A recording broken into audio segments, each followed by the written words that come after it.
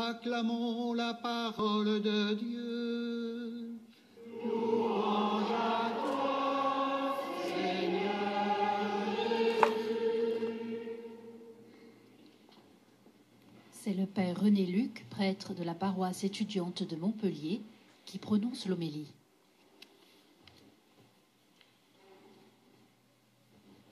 Je suis sûr que vous aussi, vous aimez beaucoup le pape François, qui utilise des images lorsqu'il prêche.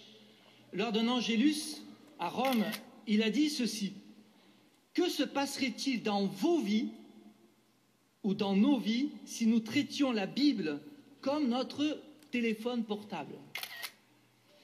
Si nous la portions toujours avec nous, si nous l'ouvrions plusieurs fois par jour, si nous lisions les messages de Dieu contenus dans la Bible comme nous lisons les messages de notre portable, que se passerait-il? Eh bien, je pense que les textes de ce jour relaient un peu cette invitation du pape François à mettre la Bible vraiment au centre de notre vie. Dans l'évangile de Marc, nous venons de lire une véritable tension. Oui, une tension entre les pharisiens qui appliquent scrupuleusement les commandements, par exemple avec le lavage des plats des mains avant le repas, et puis en même temps l'attitude de Jésus qui dit à ses disciples: ce qui est important, c'est l'essentiel, c'est d'être pur à l'intérieur. Arrêtez de vous focaliser sur les rites extérieurs. Et d'ailleurs, encore aujourd'hui, cette tension, elle existe, puisque quand on veut appliquer les normes morales ou liturgiques de l'Église, on a envie d'observer scrupuleusement ce que l'Église nous demande, n'est-ce pas? Mais en même temps, on a envie d'avoir cette attitude d'ouverture, d'amour, de compréhension. Alors, comment gérer cette tension? Eh bien, il me semble qu'une des pistes, c'est de laisser l'Esprit Saint agir, qui va nous donner le discernement. Et il agit comment? Par la lecture de l'Écriture. Alors commençons par l'action de l'Esprit Saint. Aujourd'hui, vous comme moi, nous sommes de plus en plus accaparés par toutes sortes de médias qui réduisent considérablement notre temps de lecture, n'est-ce pas? Et puis, parmi ceux qui continuent d'aimer lire, eh bien, on ne met pas forcément la priorité sur la Bible, qui reste parfois, vous savez, le livre joli, bien rangé dans notre bibliothèque.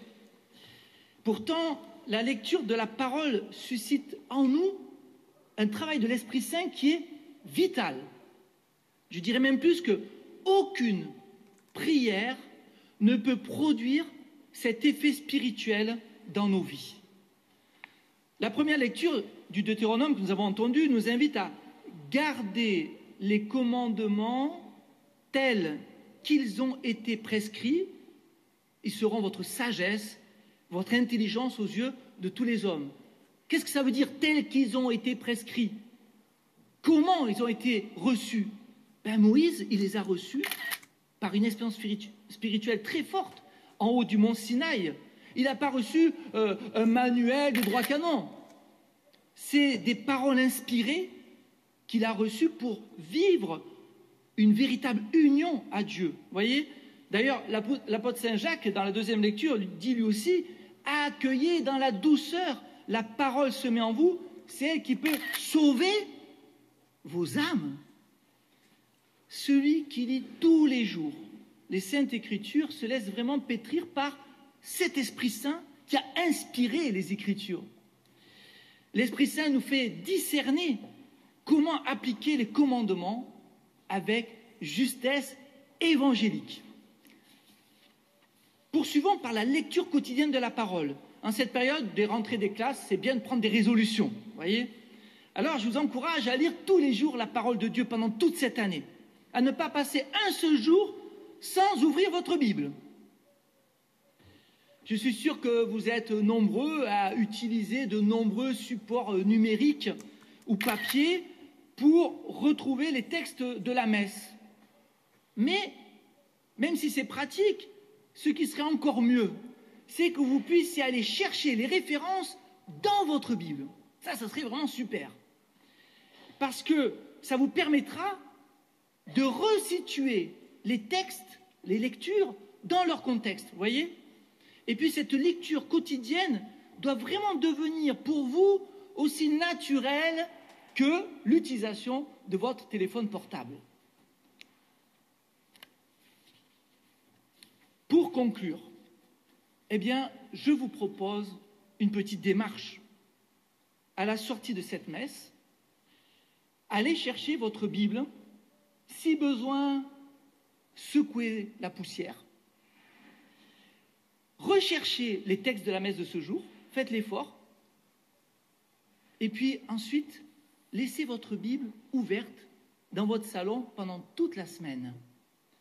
Vraiment, que la lecture fréquente de la parole de Dieu nous aide à pratiquer les commandements dans la douceur. Amen.